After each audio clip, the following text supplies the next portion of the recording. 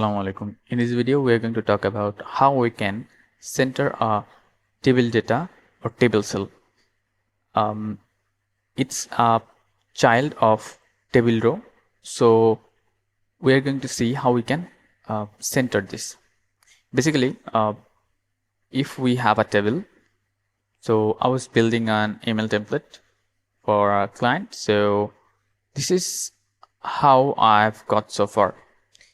So I'm removing everything that I made changes. So first, what I had to do, first be sure that table data cannot be centered easily.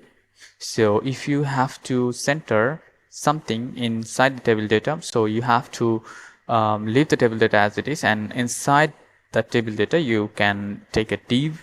That would be good because div is a block element. So it would be good to work with divs.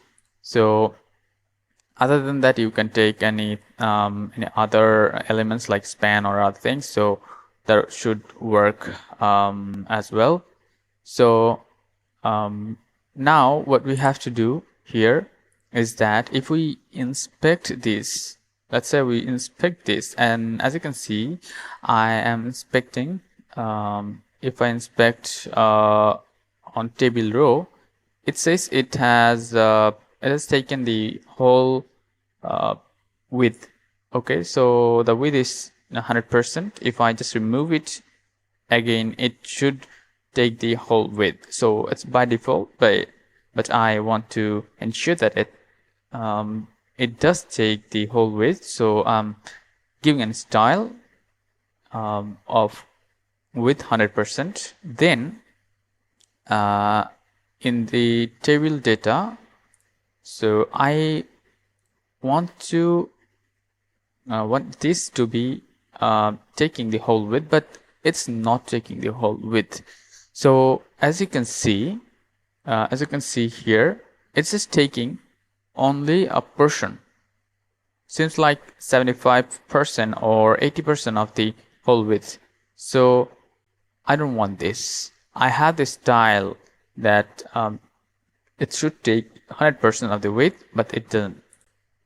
So what I have to do, first in table data, I have to write an attribute which is column span, and I should say 100%.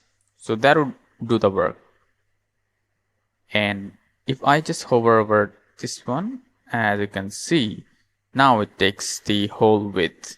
Okay, and